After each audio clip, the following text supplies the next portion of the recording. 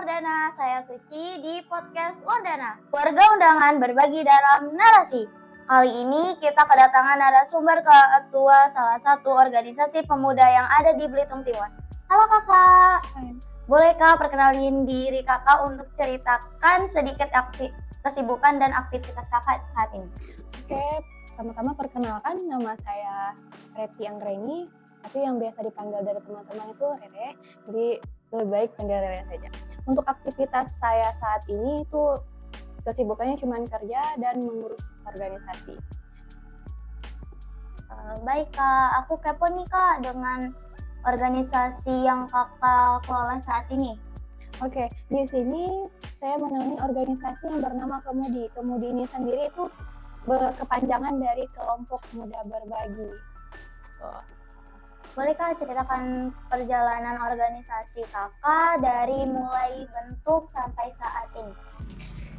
Jadi perjalanan kita itu dibentuknya itu akhir tahun 2020 di bulan November. Jadi di sini itu kami terbentuk karena ya awalnya nongkrong biasa di tempat-tempat tongkrongan. Terus di sini kan waktu 2020 itu isunya nih corona kan, COVID. Nah, jadi gimana caranya kita bisa bisa bermanfaat untuk masyarakat sekitar kita. Ya, jadi di situ setelah ngobrol, akhirnya kita ngadain rapat ya di rumah ini, di base camp kita ini. Kita membentuk suatu komunitas yang bernama Kemudi, Kelompok Muda Berbagi.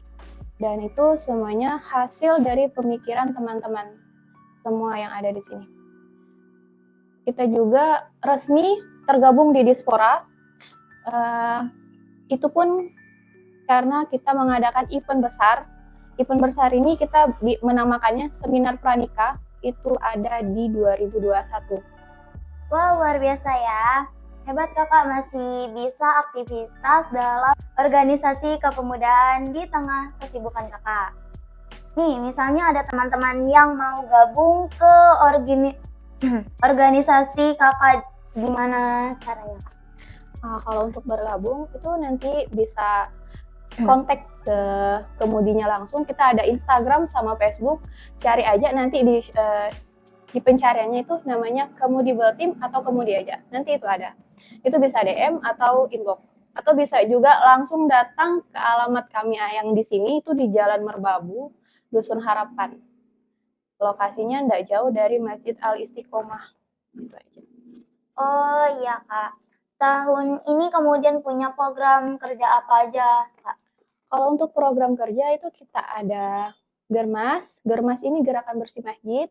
Kedua, kita ada bentuk event besar seperti seminar pranika. Dan ketiga itu kita bakti sosial. Bakti sosial ini kita bakal adakan di seperti panti asuhan atau ya misalnya sekolah luar biasa ya seperti itu. Boleh jelasin nggak kak bentuk kegiatan itu apa? Oke, jadi pertama-tama ini aku bakal jelasin yang masalah Germas. Germas itu gerakan bersih masjid. Jadi di mana ini kami nanti datang ke masjid yang kami tuju untuk membantu pengurus masjid membersihkan masjid, baik itu masjid atau musola atau surau. Jadi di situ nanti kita akan ngajakin teman-teman di luar komunitas juga, seperti kayak Karang Taruna atau remaja masjidnya langsung untuk berkontribusi di masjid itu sendiri. Jadi nanti maksudnya setelah dari situ kan istilahnya kita kan kegiatannya 2 minggu sekali nih. Intinya kayak misalnya di masjid ini. Jadi keberlanjutannya mudah-mudahan dari adanya gerakan Germas dari Kemudi bisa mengajak pemuda-pemudi yang ada di desa itu atau di tempat itu ini maksudnya bersih-bersih juga di masjid, bantu-bantu pengurus. Kedua, kita ada event besar. Sebenarnya tidak terbilang besar, tapi lumayan besar lah ya kalau bagi kami. Itu ada seminar pranika. Seminar pranika ini udah dijilid 3 sebenarnya. Jadi tahun ini rencananya itu kita bakal ngadain seminar lagi, cuman kita masih belum mengatur konsepnya, gimana-gimana. Di sini itu target kita itu para pelajar dan anak-anak muda ya yang siap nikah ataupun yang masih ragu untuk menikah. Karena kan di Belitung Timur ini juga kasus pernikahan dini, perceraian dini, atau kecelakaan yang terjadi istilahnya di waktu sekolah atau putus sekolah gitu kan, kenakalan remaja. Nah, di situ kita bakal ngadain seminar dari segi psikolog atau dari segi percintaannya, agama, istilahnya itu bakal kita ambil. Nah, dan juga tadi aku bilang ada kegiatan bakti sosial di panti asuhan atau sekolah luar biasa. Itu termasuk kegiatan baru dari Kemudi, cuman belum kita realisasikan. Semoga kedepannya itu bisa langsung terwujud. Mohon doanya teman-teman. Jadi istilahnya mohon dukungan juga. Jadi kalau misalnya teman-teman di sini lihat itu ada buku, jadi di ruangan ini tuh sebenarnya sebelumnya kita itu pernah ada kegiatan uh, rumbal. Rumbal ini rumah belajar. Rumbal ini dikhususkan untuk anak-anak, baik itu TK, baik itu SD, atau juga bisa SMP. Tapi SMP ini kita waktu itu belum menerima, jadi masih TK sama SD. Itu kita ngadakan kegiatan rumbal dikarenakan musim corona. Jadi di sini kami membantu anak-anak les, itu jadwalnya seminggu 2 kali, dan awalnya itu tidak berbayar. Tapi karena istilahnya di sini kan kita juga maksudnya butuh buku penghapus dan lain-lain, jadi kita juga menargetkan biaya. Cuman biaya untuk les ini kita di bawah 100.000. Jadi lebih istilahnya karena kan ekonomi juga waktu itu sulit. Jadi kita bagaimana cara istilahnya anak-anak dan orang tua itu minat. Waktu itu kita menargetkan biaya cuma 50.000 untuk 1 bulan. Jadi untuk 1 orang anak itu 50.000. Masih banyak ya Kak pemuda yang belum bergerak untuk aktif dalam berorganisasi. Boleh dong Kak kasih saran dan masukan buat pemudi ini agar bisa bergerak untuk aktif dalam organisasi positif. Kalau dari pengamatan aku ya, untuk pemuda-pemudi ini mungkin kebanyakan itu udah aktif, tapi sebenarnya banyak yang aktif. Cuman mungkin ada beberapa yang belum terbiasa atas komunitas atau organisasi ini. Kalau untuk saran dan masukan dari aku, khusus pemuda-pemudi nih, anak-anak muda zaman sekarang, tidak ada salahnya mencoba untuk masuk kegiatan organisasi, karena dalam organisasi ini ya mungkin ada yang bilang negatif dan positif, tapi kebanyakan itu hal positif.